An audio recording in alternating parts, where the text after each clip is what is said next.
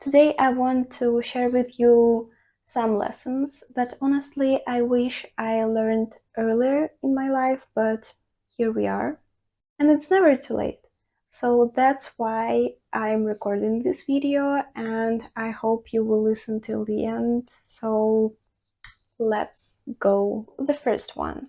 Honestly, for me, it's the most crucial one. It affected all the aspects of my life, and I really wish people talked about it more. When I was a teenager, when I was growing up, whatever you want to call it, I thought that I didn't have any emotions. I didn't care about anyone. I didn't have any connections. I'm alone. Leave me alone, please. But I was just depressed. No. When I came to my first therapy session, we talked about some basic information, some stuff that concerns me, nothing too deep, nothing too personal, just like that. The second time, my therapist told me that I'm reserved, and it sounded so confusing. I was like, what do you mean reserved? No, I'm not. And then I thought about it more and I realized that I am reserved. I was reserved. I don't know, we'll find out. I did feel all the emotions, I did feel all the connections, everything, but I was just keeping it inside, deep down, sort of hiding it. And that's why I thought that all these feelings and emotions are gone. Maybe it's very obvious for you, but for me it wasn't. So that's why I really want to speak up. I want to tell someone maybe who's struggling with the same problem that maybe you can try looking from a different angle. For example, I was always sitting and just not speaking with people, just observing. That's why I also thought that I'm an introvert, but no, I'm an extrovert, apparently. I was just sitting and observing people.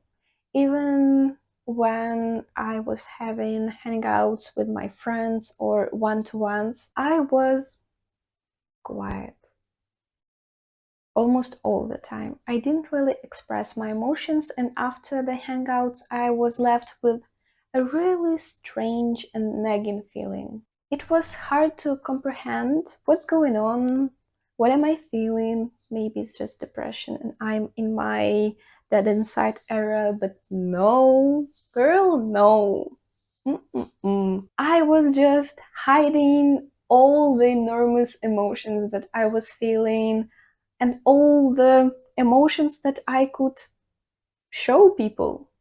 I wish that I realized it sooner, because imagine how wonderful my life would be, how active and energetic it would have been. If you're struggling with the same, try to understand when you're hiding emotions, and it doesn't have to be immediately. You can realize 1 day later, 4 hours later, 1 week later. So try to understand when this happens and try to surround yourself with people who are decent human beings and who will be okay with you saying, I'm sorry, 10 minutes ago I wanted to say something, but I didn't. Can we continue from that point? Can I say something that I wanted to? And this person will say, of course, yes, say something. I know it may sound silly, but it's not to me. And that's the first lesson that I wanted to share. I know that the next one may be kind of shallow. It wasn't for me. And in case you need some reassurance, here it is. One time there was a situation when I was in a group of people and one of them made a joke that didn't really resonate with me. Simply put, I didn't like it. Very simply put, I know. I didn't feel really offended, I just wish it wasn't said. But you get the point. Then I was telling this situation to my therapist, and I was thinking that maybe I cannot understand jokes, maybe I cannot receive jokes properly. And then she said that no, it's okay, there's nothing wrong with you. Maybe the problem is with the jokester, with the person who made a joke. If you know me personally, I can really roast myself. I have no problem with that. But that's why I felt all of these conflicting emotions within myself.